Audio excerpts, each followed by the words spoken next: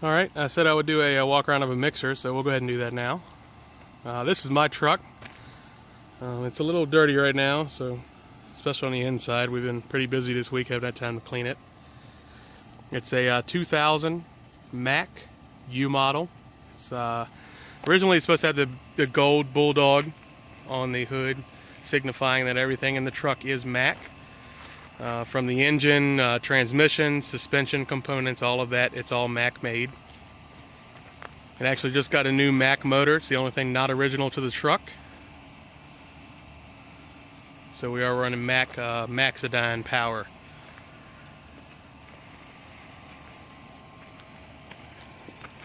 Alright, so we'll start off on this side here.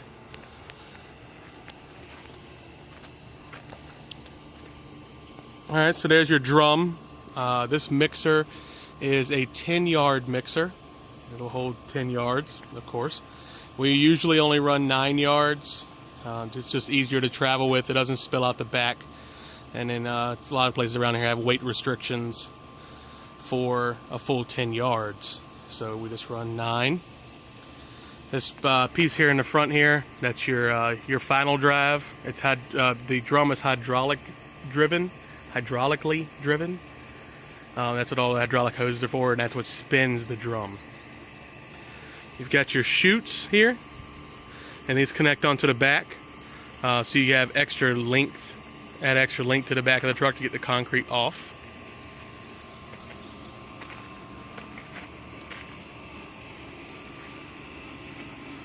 Like I said, she's dirty, so be easy on me. That's your chute in the back. As you can see, a chute here. Got a hopper. Your hopper is actually up there. That's what fits into that little boot where the truck gets loaded, and that goes into the drum. And then this is just a piece of the chute as well. It's very hard to keep clean on the inside, especially when it's a hot day and concrete tends to harden when it's hot. Let's see if we can see in there maybe. No, not really. Well, inside the drum, there's actually little fins in the drum, and that's what helps to get the concrete out when the drum spins. You can kind of see the beginning of one right here. That's a fin. That's what helps get the concrete out. It just, when it spins backwards, it's like a screw, and it just kind of brings it to the top. Hose and the controls. Every truck is a little different. This one has the cord where I can take the controls off. It is an older truck. The body was actually a remount, so all the labels are gone. This is your chute lock. This is your chute up and down. This unlocks and locks the chute. It takes a while. This truck is air operated, so it takes a while. This is your drum backward and forward. This is your drum stop and start. So if I'm pouring and they want to stop for some reason, or I'm pouring into a wheelbarrow or something, I can just hit that and it'll stop the drum.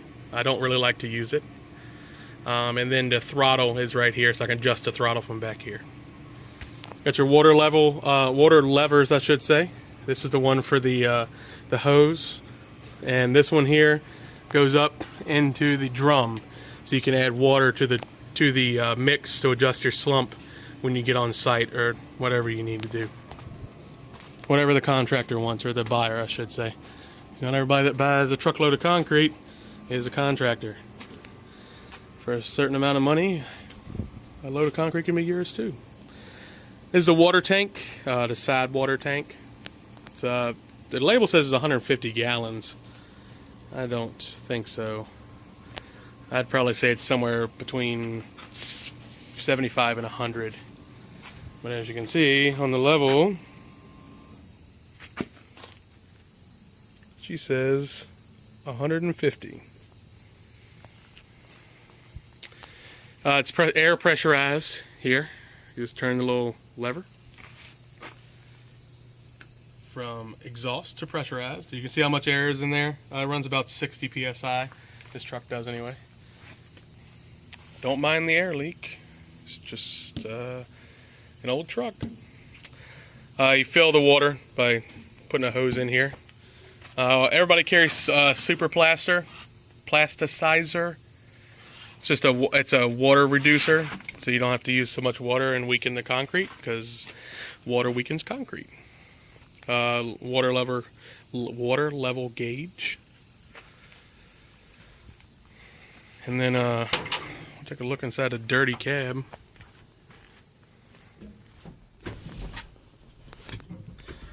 Alright, and right here you can see the controls from inside the cab. Let me get a better view. Don't mind the camera shaking everywhere.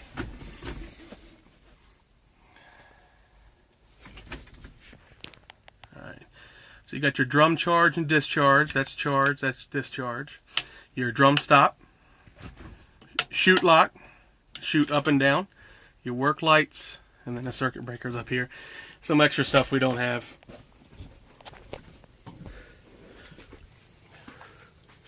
That's pretty much it.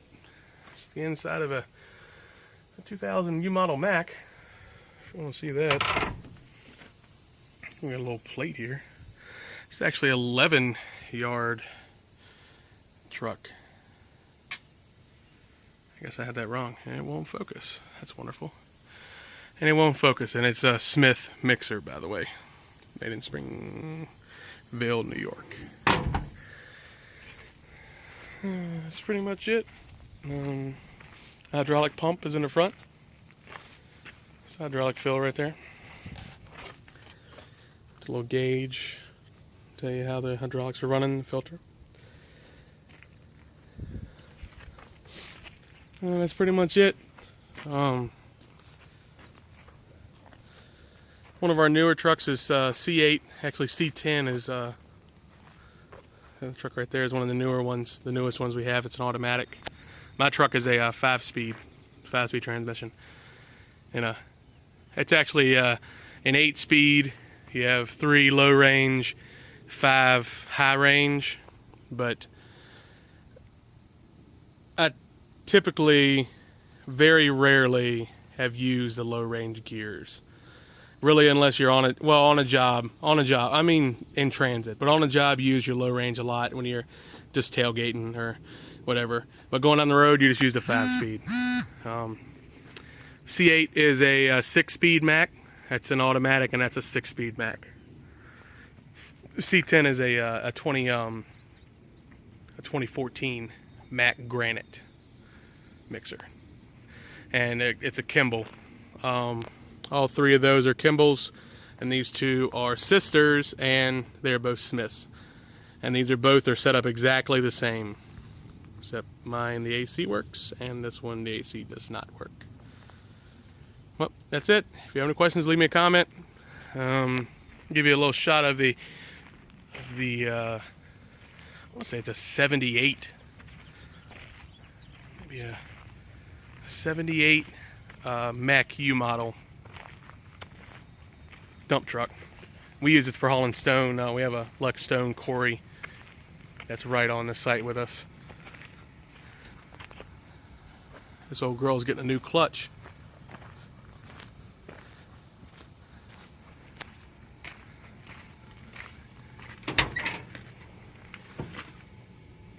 You could tell the new guy was driving it because the seat is all the way up in the air.